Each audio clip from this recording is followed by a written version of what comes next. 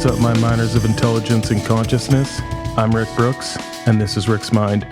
Today with me, I have Dr. Avi Loeb. Thank you so much for doing this. Thanks for having me. So, we've got a lot to cover in a short amount of time. So I think the best way to do this is if you could give me a brief. I read your book, by the way. It was fantastic. Extraterrestrial was great. If you can kind of give the listeners a brief overview of, your life. And I knew you grew up on a farm in Israel, and you were in the Israeli military. But if you give us a brief overview of kind of your past, and then we can get into Oumuamua. But Sure. I'd like to start there. Yeah, I do think it's important because my adulthood was shaped by my childhood. And I pretty much see science as an extension of my childhood curiosity. It's a great privilege to be able to ask questions. One of the most vivid memories from my childhood was at dinner. I would ask difficult questions, and the adults in the room would pretend that they know much more than they actually know in answering the question. I would be upset because it was obvious that they don't really know the answer. That was the good experience. The bad experience was when they would dismiss the question. And not even answer it. And what I try to fix that by becoming a scientist, so that I will be surrounded by like-minded people who are willing to ask questions and answer them using data, using evidence. And I must confess that even nowadays, when I speak to some of my colleagues, they dismiss a question because they don't know the answer to it, and they ridicule a discussion on some questions that we will discuss later. But at any event, I grew up on a farm, as you mentioned, and I used to collect eggs every afternoon, and that connected me to nature. I really admire nature. Every day since the pandemic started, I jog at 5 a.m. in the company of birds, ducks, rabbits, and wild turkeys, and I enjoy seeing the sunrise. Every day it's different. Today I saw the moon. It was really amazing. The connection to nature is deeply rooted in me because I wasn't a social animal when I grew up. I wasn't a city boy. I grew up on a farm, and I used to drive the tractor to the hills of the village, and I was mostly interested in philosophy. But then, as you mentioned, I was drafted to the military. That's obligatory in Israel, and I had two options: either to run in the fields with a gun attached to my back, or to do something closer to philosophy, which was studying physics. I was good at that, and I finished my PhD at age 24 in a military program called Talpiot, where you study physics and mathematics in a way that would help the defense of the country. And I developed a project that was funded by the US, and that brought me to the US. It was funded by the Strategic Defense Initiative back in the 1980s that Ronald Reagan initiated. And as a result of those visits to the US, I ended up being offered a postdoctoral fellowship at Princeton, the Institute for Advanced Study, where Albert Einstein used to be a professor a few decades earlier. Of course, I couldn't turn it down. It's just like in The Godfather, that was an offer that I cannot refuse. It was conditioned on the fact that I'll switch to astrophysics, which was completely foreign to me. I didn't know much. And then I started studying astrophysics. I was surrounded in the company of very smart people that were very competitive. And of course, it was a difficult time for me to learn by myself the vocabulary while others are, already familiar. And I had to sort of invent myself. And it always reminded me of, there is a tale about Münchhausen, a German tale about Münchhausen that used to, he rode a horse and got into mud and then was able to pull himself out of the mud by his own hands, so to speak, which is impossible based on that. And so I had to sort of pull myself out of ignorance, knowing nothing about astrophysics, and invent myself as an astrophysicist. And it took me some years, but it offered me a great advantage of being able to actually define myself in a way that is not similar to anyone else. You see, so that helped in a way. And then I was offered a position at Harvard, and again I couldn't turn it down. And eventually I was given tenure in astrophysics there, and became the chair of the astronomy department there for 9 years, the longest serving chair between 2011 and 2020. And at that point, it became clear to me that even though I was married through an arranged marriage by circumstances. I didn't really initiate the move to go into astrophysics. Mm-hmm. I'm actually married to my true love because astrophysics offers some fundamental questions, philosophical questions that we can address using the scientific method.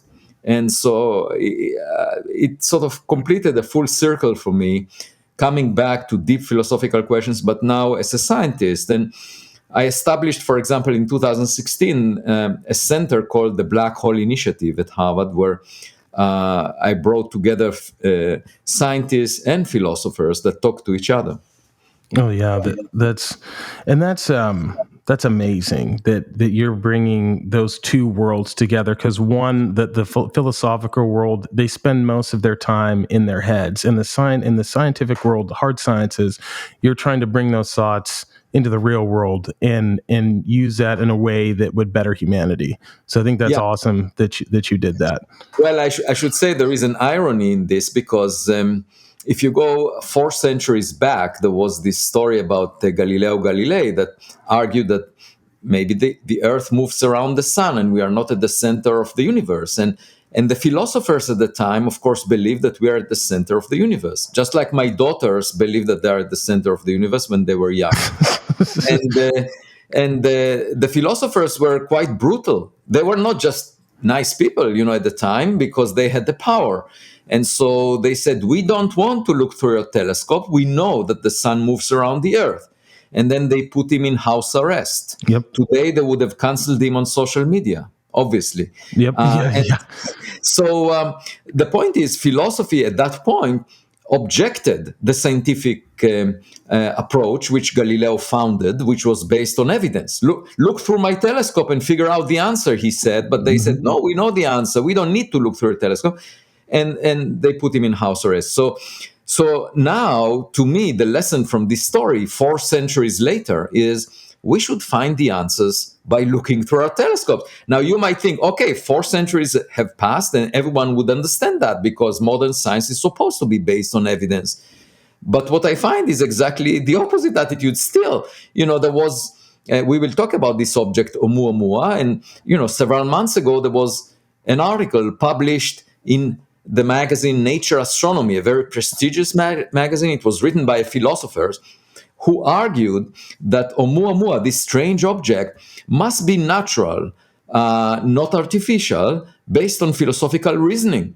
And that paper was accepted for publication in a prestigious journal. And I asked myself, how is it possible? Haven't we learned something over 4 centuries of practicing science that we should look for evidence? So through empirical evidence rather than rely on our mind to give us the answer. And the other thing you see is in physics, in the mainstream of physics, people have all kinds of speculations about extra dimensions, about the string theory landscape, about the multiverse that have no support whatsoever by any experimental evidence. And nevertheless, it's mainstream. So to me, it sounds like a betrayal of the tradition of Galileo. And I see it coming back now because, people are attached to themselves. They're Yeah. 100. They're attached to themselves and their ideas, and what I see. And again, I'm a layman. I want to just put that right out there. I'm a big dummy, right? I'm kind of a meathead. But like for what I see is a lot of ego, and people are obsessed with looking really, really smart on when you have these abstract ideas, like, oh, look at me, I did this. But when someone such as yourself comes up with some very interesting data about Oumuamua, everyone rejects it. And I think part of that is that people are scared of what the implications of that are, and the fact that we are, if you look at the math, right, it's almost statistically impossible that we're the only like life forms in the universe. It's ridiculous, but it's something that we're holding on to. And part of that is we are dealing with 1.5 million year old software in our brains. And that's a really big and scary concept, to think that we might not be alone, but we might actually be at the dumber end of the spectrum of what's completely possible in the universe. I Yeah. mean, the difference between us and a chimpanzee, I think, is 1% difference in intelligence. I could be wrong there, but something like that. And then if you look at it from the other end of the spectrum, something's 1% smarter than we are. That means that their children would be doing advanced mathematics and writing symphonies when they're like 2 years old, like, just to put it in perspective. Yeah, you're completely right. And actually, we now know that something that we haven't known before, that over the past year, it became clear that about half of the sun-like stars have a planet the size of the Earth, roughly at the same separation. And so what we see in our backyard, the Earth-Sun system, is not unusual. And why should we believe that we are privileged in any way? Galileo started this process to demonstrate that we are not privileged. We're not at the center of the universe. We actually move around the sun. Mm-hmm. And nowadays, space missions are based on that.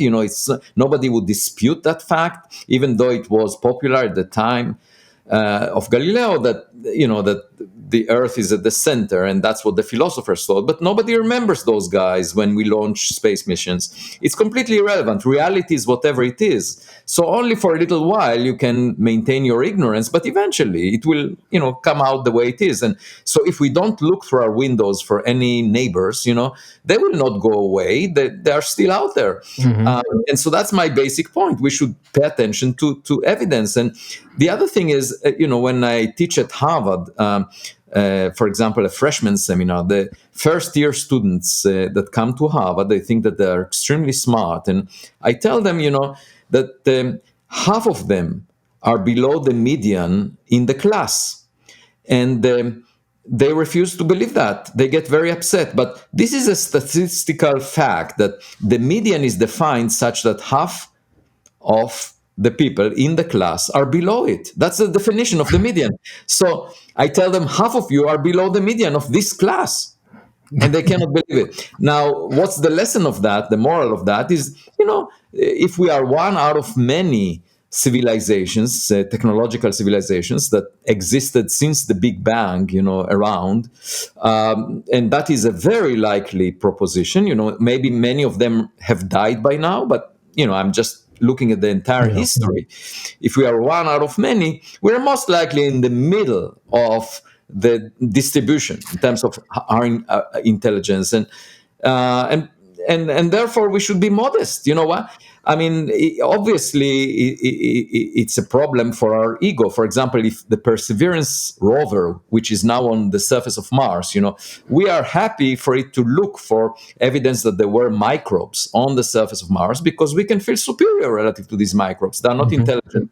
But imagine it bumping into the wreckage of a very sophisticated spaceship that had technologies far better than what we can develop.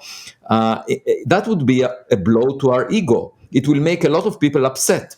And, I understand that much of the pushback against my work has to do with the ego of people. Yep. The other part is people want to pretend that they're experts. It's just like those adults in the room that I described at the beginning. They want to argue that everything we see conforms with what they already know. So they are the expert in the field. And if you tell them, look, there is something that doesn't really, like Oumuamua, doesn't really look like a comet or an asteroid that you have seen before, they say, no. It's a natural object, because they want to maintain their reputation as the experts. If there is something that doesn't quite match what they already know, again, and they didn't discover it, they would be upset about it because apparently they missed something important about reality. Absolutely. And it doesn't fit their narrative for what their life and honestly, real quick, it would potentially require a new set of physics that we do not have the answer to, which we need new physics. Anyways, if we were going to get off this rock, if you look at the Commander David Fravor, him chasing that Tic Tac, that's a new set of physics. Like, if that's real, that is a new set of physics that we don't have the answers to yet. What was that, John? What did you say? Oh, I was just going to add, like, speaking of physics, like, I am a personally just like a big fan of physics, and I've read for a long time. There was a Portuguese physicist, and I can't recall his name, but he was coming up with a theory called variable light speed theory that accounted for the laws of physics, especially being the limits of what light speed would be, are different relative to what position in the universe you are based on any number of factors. And it just seems like anytime you're butting up against new discoveries, the laws of physics break down, that they have to keep being expanded or rethought, and people are too stuck in their own mindset to do it. 100%. There are many things we don't understand. We don't know what happened before the Big Bang, before the universe started the way we see it. We don't understand what is the dark matter. Most of the matter in the universe, we don't know what it is. We call it dark matter just for a lack of a better understanding. And then there is, for example, a question about what's in the middle of a black hole that we don't know the answer to. And there are lots of fundamental questions to which we don't know the answer. And it's possible that they know the answer. And what we will meet, the encounter that we will have, would represent for us something magical, because they are far more advanced than we are. And, I wrote a Scientific American article talking about the possibility that they might even be able to produce a baby universe. And meeting them or meeting some technological equipment that was developed by another civilization that is far more advanced than we are may look like an approximation to God, because those things that they developed could be for us like magic. They could produce in principle things that we attributed to God. They could, for example, their technologies could have produced life, could have produced a baby universe, things that are mentioned in religious scripts. And so my point of view is we should stay modest and just look at the evidence, basically collect as much data in the sky as possible. Now, my friends, they say, no, until you show us extraordinary evidence, we do not want to fund this search because it's speculative. And my point is, first of all, we already funded for 40 years the search for dark matter, for specific types of dark matter, invested hundreds of millions of dollars, didn't find anything. That was part of the mainstream. So if we invest in searching for technological relics, to which there is some hints, there was a report from the Director of National Intelligence to Congress on the 25th of June, talking about objects whose nature is unclear. There was Oumuamua, this first interstellar object that looked very weird. I'm saying we should examine the sky and see if there are objects. We haven't done that. There was no funding to that. And if we invest hundreds of millions of dollars in this search and we don't find anything for 40 years, we would be at exactly the same point as the search for dark matter is right now. Yeah. So how can that be mainstream and the other thing is speculative and we shouldn't even discuss it? Mm-hmm. Given the fact that the public is extremely interested in this question and it would have a huge impact on society. To me, it's just really strange to see the situation right now. And my hope is that, with my advocacy, I will be able to bring it into the mainstream. And you may ask, how is it that I was willing to face all this scrutiny and pushback and so forth? Well, the truth is that a few years ago, both my parents passed away. And at that point, it became obvious to me that, we live for a very short time. And we better not put makeup and so that it makes us look better and rather than maintain our authenticity. And to me, there are some basic questions like, are we alone, which we must address, that we cannot just pretend that it's a question for which we need extraordinary evidence before we even discuss it. And the point is that a lot of people live their life with a question like that, that they say, okay, let's postpone it to the future, and then they die, just like pomegranate, full of seeds that were never planted. Pomegranate, yeah. Pomegranate. And my point is, all these hopes to all of our wishes that were never realized during our life get buried in the ground, right? So my point is, let's think about space.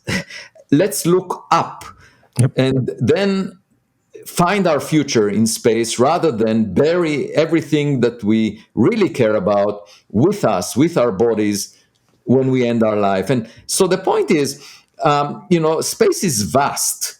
What you see are, for example, you see Richard Branson, Jeff Bezos, using their wealth to lift their body by 1% of the Earth radius. That's what they did recently over the summer, and they're very proud of themselves. My point is, bragging or showing off in space is an oxymoron. You can't just be proud of yourself because you lifted your body by 1% of the Earth radius, because the universe is 10 to the power 19 times bigger than the Earth radius. It's huge. And, maybe if you cross the galaxy, you can say, okay, I achieved something really significant. So my point is, we should approach space with a modest perspective, not brag. I can give you another example. We sent on the New Horizons mission that went to Pluto, we put the ashes, 30 grams, 1 ounce of the ashes of Clyde Tombaugh, the guy that discovered Pluto, were put on the New Horizons spacecraft. Oh, that's cool. what NASA did. Now, this makes no sense whatsoever, because what are ashes? Ashes are burnt up DNA. So you take the genetic information of Clyde Tombaugh that you want to commemorate, then you burn up all the information, you make the ashes. Now, these ashes are no different from the ashes of a cigarette. So you put something that has no content, no information content, on a spacecraft. Now, if extraterrestrials would find that, it would be really embarrassing, because they would recognize a ritual that we do that makes no sense, which is to commemorate a person by erasing the genetic information about that person. It would make much more sense. I've never thought about it. I thought it was kind of cool. I thought, that's kind of sweet. They sent the dude that discovered.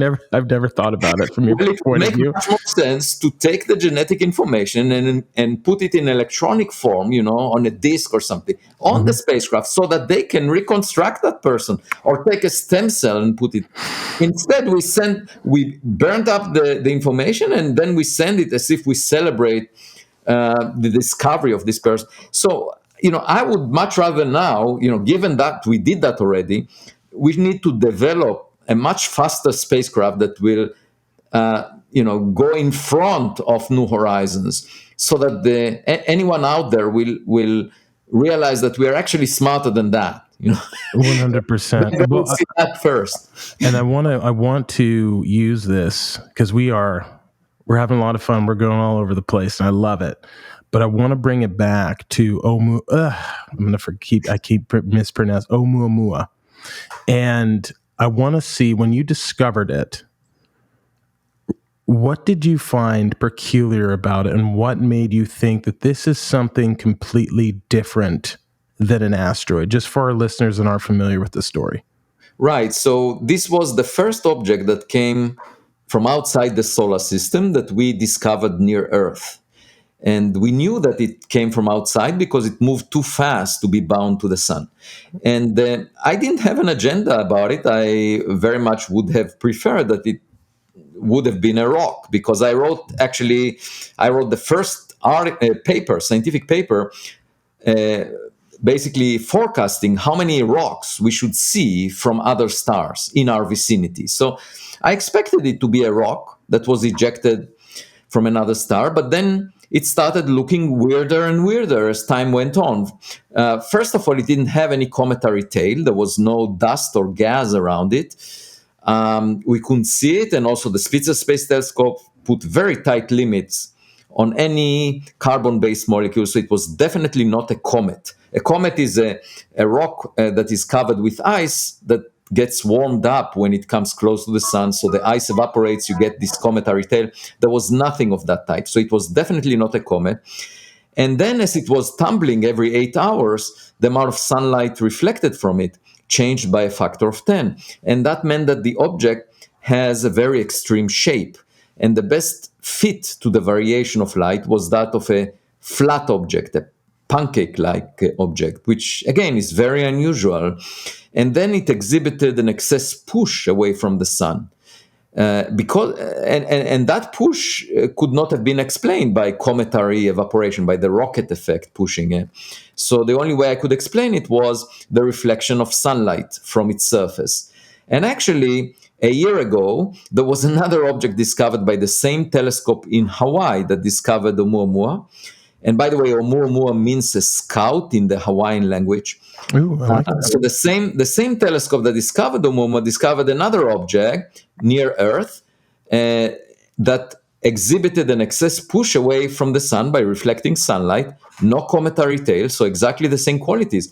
And then the astronomers, within a few weeks, realized it actually came from Earth based on its trajectory. And it's a rocket booster that was launched in 1966. It was given the name 2020 SO before that was realized. And that illustrates two things. One, that an artificial object that we produced, we know it for sure, behaved in ways that resemble Oumuamua. There was no cometary tail, and yet there was a push of the object away from the sun by reflection of sunlight. And the second is, this was a very thin object. It was not designed for the purpose of being pushed by sunlight, but it was just thin. And presumably Oumuamua was similar, but we know that we produced 2020 SO. The question is, who produced Oumuamua? And of course, we didn't get enough data about it. A picture is worth 1,000 words. In my case, a picture is worth 66,000 words. The number of words in my book, Extraterrestrial, that I published, I wouldn't write the book if we had an image, a megapixel image of this object. Yeah, and it's a like a cigar shaped object, correct? That's Well, no. So it's cigar shaped when you look at it on the sky. So imagine a piece of paper. So if the piece of paper is tumbling, then when you look at it projected along your line of sight, it looks like a cigar when it's sideways. The piece of paper is sideways. But in reality, it was flat. That was the best. At the 90% confidence, that was the best fit to the variation of light. It's so it's flat and it's accelerating, and that's what Right. it was accelerating past the Earth. No cometary tail. And so, my next question is: do we know where it's at now? Like, is it left? Are we still able to track this thing? It will take it 10,000 years to leave the solar system. Okay, so we're still watching it. Big. But we cannot see it because it's a million times fainter than it was close to the sun by now. And we cannot chase it because it moves faster than any chemical rocket that we have. And so, but the key is to find more objects like it. When I go to the kitchen, I usually get alarmed when I see an ant, because there must be many more ants out there. So in much the same way, there should be more objects like it. And in fact, a few months ago, I established the Galileo Project. A few multi-billionaires came to the porch of my home and asked me questions about my book, and they were inspired by the vision. And together with one of them, Frank Laukian, I decided to establish the Galileo Project, which has two goals. One is to look for objects like Oumuamua and then study them much more carefully, take an image if possible. And the second part of this Galileo project is to look for unidentified aerial phenomena here on Earth, close to Earth, using new telescope systems, and uncover the nature of these unidentified objects. Basically, identify the unidentified. I received about $2 million within a few weeks in July and established this project. By now, there are almost 100 people involved in it, and it's the first scientific project. There are excellent scientists, mostly astronomers, it's the first time that scientists come together to collect scientific data and use a rigorous scientific approach to the study of unidentified aerial phenomena, for example. And that's a milestone. And by the way, over the past few days, I get a flood of requests from people interested in contributing to the project in terms of their expertise. And my goal is, again, to bring this subject to the mainstream of the scientific community. And I'm getting funded by money that was not used for science before. These are private sector donors that are excited, mostly high-tech people, excited about the vision in my book, and they gave me money. And there are lots of young people very excited about the subject. And really, the acidic atmosphere, the fact that there was ridicule and stigma on discussions on this topic, that's what prevented young people from entering, because everyone cares about this question. Yeah, everyone does care, and if you're a millennial like myself, you grew up watching great science fiction. I know. From your book, you hate science fiction, especially if it violates the laws of physics.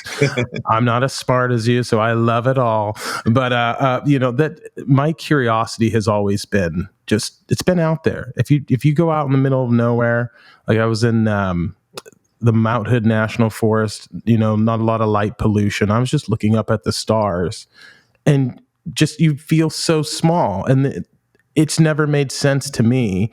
There's a lot of things that don't make, like the Big Bang doesn't make sense to me either. I'm like, that just seems ridiculous. But I mean, it does. It's a little out there. It just we don't know what happened before, by the way. That's one of the open questions. Yes, exactly. If you do establish contact, that's one of the first questions I want to ask. Do you know what was there before the Big Bang? That's because that's always it's like science and religion. There's these two things. Like you've got the idea of God and that He's always been here, and I'm like, well, that sounds kind of ridiculous to me. And then on the scientific side, there was a Big Bang, and the universe was the size of a pinprick, and then it exploded, and there was all. And I was like, that sounds just as equally ridiculous to me as well. So I think. By the way, there is a connection between religion and science.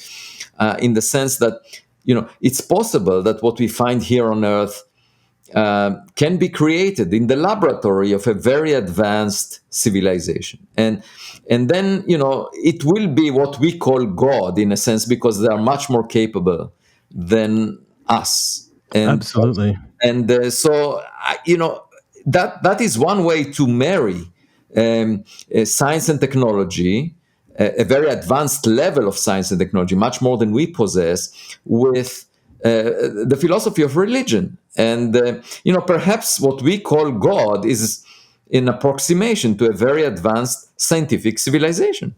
And I'm with you. There's a few things I want to get to. I definitely loved that you put panspermia in your book. That's something are you familiar with Terence McKenna by chance? He's a crazy person. He's like a psychedelic explorer, did a bunch of drugs, and he had to listen. He's a crazy man, but he had some very interesting thoughts. And one of his thoughts, I'm going to butcher this. It's basically, he's like, the Earth to him, he's like, there are two choices for humanity. One is that we become stewards of the Earth, stop messing it up with polluting it, and become masters. The other is we destroy it, and we use the Earth as an egg to spread throughout the galaxy. And those are the two choices we have. And I kind of, he also, I think there was another theory he had, and this couldn't be him. It might not be him, but I think it's like the theory of like mushrooms, right? He thinks that since they're a fungus, that maybe some of them survived through an asteroid, crashed into the Earth, and were able to spread, and they've been spreading through the universe like that. Or potentially bacteria. There's I believe Martian rocks that we found in Antarctica that have never reached I'm losing it right here, but they haven't been heated by more than 40 degrees. Yeah. Yes, exactly. I mean, both ideas that you mentioned, that we humanity should aspire to not to keep all its eggs in one basket and basically spread them. And the second is that nature itself could have spread life, through rocks that kept bacteria or fungus or whatever alive on the journey, and spread them from one planet to another. Both of these ideas I completely agree with, and so this demonstrates the point that people that do not have training in science could come across the correct ideas. That's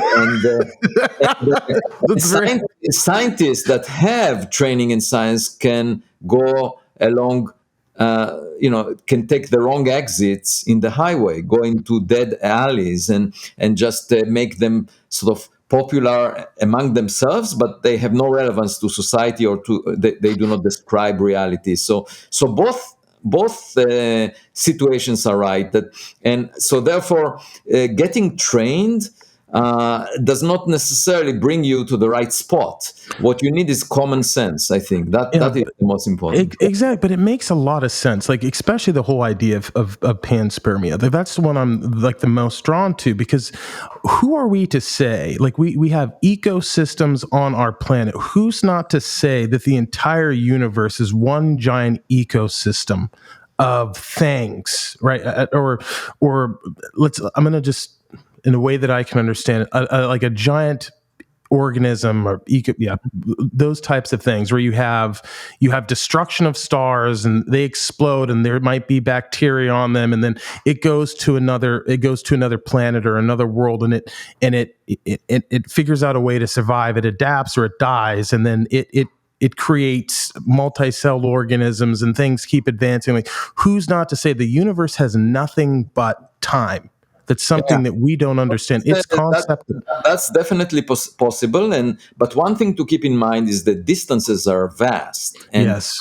Even, if you use the fastest moving mediator, the messenger, which is light, that's the fastest messenger you can use.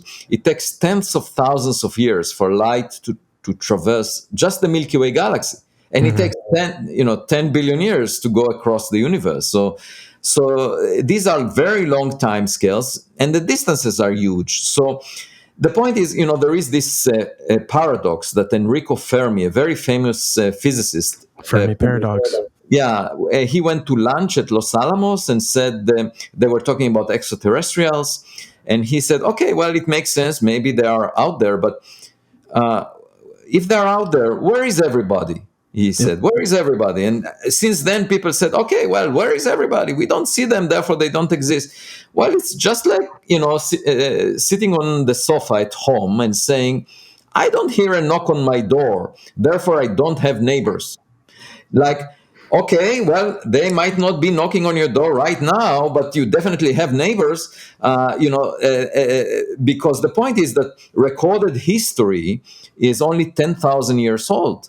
And that's 1/1,000,000th of the age of the Earth. So if they visited us, let's say, 1,000,000 years ago, we would not know about it. If they visited us 1,000,000,000 years ago, they were only bacteria. They've never written a document they didn't write us a memo. Okay, someone visited us. So the point is just asking what Fermi asked, which is, modern science existed for several decades. We haven't seen anything. That's minuscule in terms of the window of time that we are looking. And actually, we didn't look very carefully. Like, for example, only in 2017, the first object from outside the solar system was spotted near Earth. Just think about it. It's only 5 years ago. And how dare we say that we don't have visitors if we are not able to find them? Like, this was an object the size of a football field that reflected sunlight. For the first time, we were able to find it within the Earth's orbit around the sun in 2017. Okay, that was the first case. So Fermi, like almost 70 years earlier, said, where is everybody? Well, imagine that those things were passing through the solar system. We just didn't find them because there was no telescope surveying the sky. And Fermi can ask whatever he wants to ask, but the answer is sorry, you didn't build a good enough telescope to find those things. It reminds me of there was a tale about a story about a fisherman. A fisherman went to sea and said, he came back after several months and said, I discovered the new law of nature.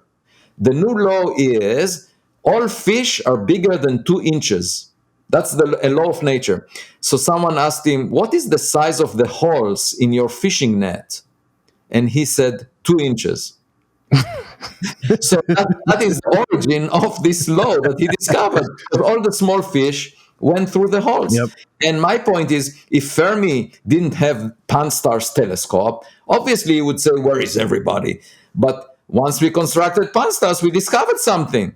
And you also have this disclosure of the Pentagon, those papers, and you have these incidents that keep happening, and now we're starting to study. And this is something that I'm very so happy that you've championing this, is because we need more data and we need it to be open to the public, and we need scientists to talk to each other. One of the things that I like to think about and I admire about you the most is you have an open mind. The mind is like a parachute. It only works if it's open. 100%. You have to have an open mind for all these possibilities. And in a lot of, and I've been like this in my life. If I get so concentrated on what's right, then I'm missing a completely different perspective of what could, or of a solution, right? That could just be to the left or to the right of me, but I keep looking straight ahead. The way I see myself is slightly differently. I see myself as this kid that was saying the emperor has no clothes. Basically, I talk about what I see, and I have no reservations about things that look unusual, and I just say that they look unusual. And now my colleagues say, oh, Oumuamua was natural, but then when they try to explain those anomalies that I describe, they always refer to something that we have never seen before, like a chunk of frozen hydrogen, a chunk of frozen nitrogen. And my point is that this resembles, a caveman finding a cell phone and then saying, the cell phone is just a rock of a type that I've never seen before. And of course, if he throws the cell phone, then that would be the end of it. And he would say there is no extraordinary evidence. Where is everybody? But if he looks at the cell phone and presses a button, he would realize that it records his voice, presses another button, he records his image, and then he will learn that it's not a rock. So my point is, very often in life, you have self-fulfilling prophecies. If you say, Oumuamua is a natural object, period, I don't want to discuss anything else. And by the way, I don't want to invest any funds in searching for unusual objects, then you will not find them. I mean, it's a self-fulfilling prophecy. It's a circular argument saying, we don't have any mail in our mailbox, and not even going to the mailbox to check. That it's a and unfortunately, that's exactly what the philosophers did during the days of Galileo. They said the sun moves around the earth, and they didn't bother to check. They didn't want to check by looking through Galileo's telescope. Yep. And what a time it is for us to be alive, right? Where we find ourselves in a very similar situation, you in particular, right? In a very similar situation.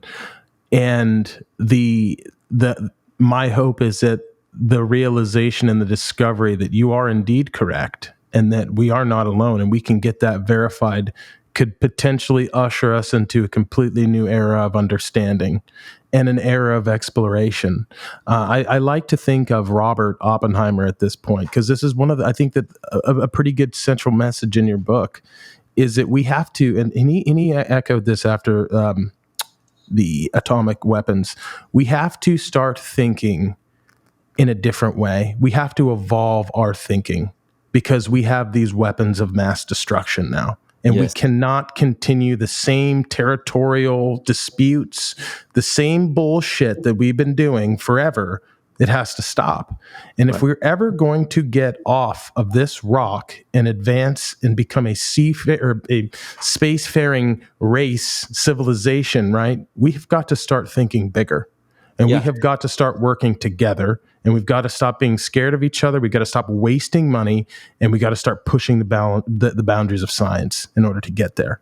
Yeah. So my take from human history, when I look at human history, what I see most of the time are groups of people trying to feel superior relative to other people, Yep.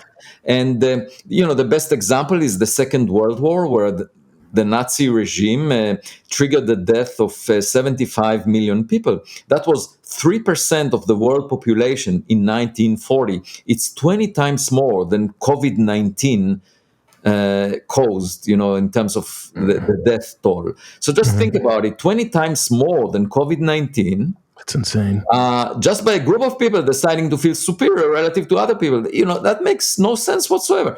Now, what is my hope? My hope is if we find a smarter kid on the cosmic block, if we find another species that is far more advanced than we are, then all of our differences would look meaningless. All these reasons that people invented for saying that they are superior relative to others, all of these things would look completely meaningless. And my hope is that at that point, we will treat each other with respect as equal members of the human species. We will work together. That's really my hope. It will change the perspective. And as you said, we are wasting a lot of time fighting each other, and all of this would make very little sense if we find a smarter kid on the block. Yeah, what is it? Ronald? Is it Reagan that said the only thing that would unite us would be if we were invaded by? That's a terrible Ronald Reagan impression, but aliens, So I'm 100% with you. What do you? I do have another question. I've got billions of them, but what do you say to the people that think that this is a piece of a planet flying through, or a piece of nitrogen ice? Like, that's just what do you say to the detractors? Yeah, so for each of these possibilities, there is a problem. So there was a suggestion that maybe this object was a cloud of dust particles, very loosely bound, 100 times less dense than air. The problem with that is when it gets close to the sun, it gets heated by hundreds of degrees and will not maintain its integrity. Then there was a suggestion that it's a piece of a planet, as you said, that was broken off when the planet passed close to a star. And the problem is that you often get from such circumstances, you get cigar-shaped objects, not pancake-shaped objects. So that's the problem of that. And also the chance of that happening is very small. You need to pass really close to a star. And most of the planets or objects do not pass close to a star. Then there was a suggestion, maybe it's a chunk of frozen hydrogen, and then you can't see the hydrogen when it evaporates. And so it's a comet, but made of pure hydrogen. And the problem with that is hydrogen evaporates very quickly, so it wouldn't survive the journey through interstellar space. We actually wrote a paper showing that. And then there was a suggestion that maybe it's a nitrogen iceberg, that a chunk of frozen nitrogen that was chipped off the surface of a planet like Pluto. And the problem with that suggestion is that there is not enough nitrogen in the Milky Way galaxy. We wrote a paper that was accepted for publication showing that the mass budget, you just don't have enough nitrogen to make enough chips such that one of them would be Oumuamua. And actually, some of the advocates of these models admit that these models have serious difficulties. But my point is, all of them consider something that we have never seen before. And if we consider something that we've never seen before, then why not consider also an artificial origin? Just like in the story about the caveman. Yep, 100%. And Occam's razor too. It's almost the most likely solution, right? Is that, especially with its gaining speed, and especially with the 2020 SO, this object that was discovered a year ago by the same telescope and exhibited an excess push by reflecting sunlight with no cometary tail, turned out to be an object that we produced.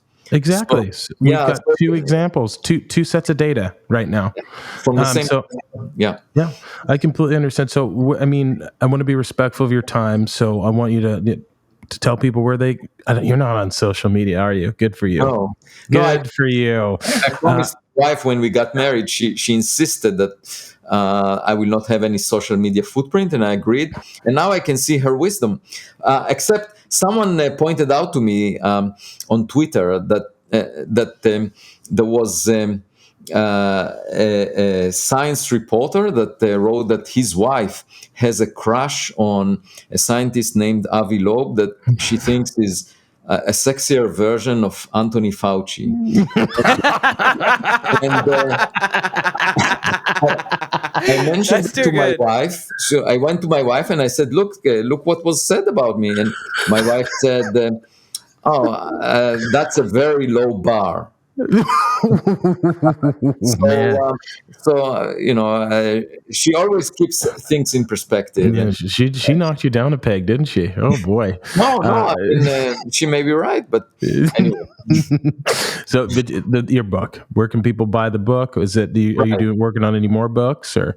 Yeah, so the book is extraterrestrial and it's available everywhere where books are sold. And it's also translated to 25 languages by now.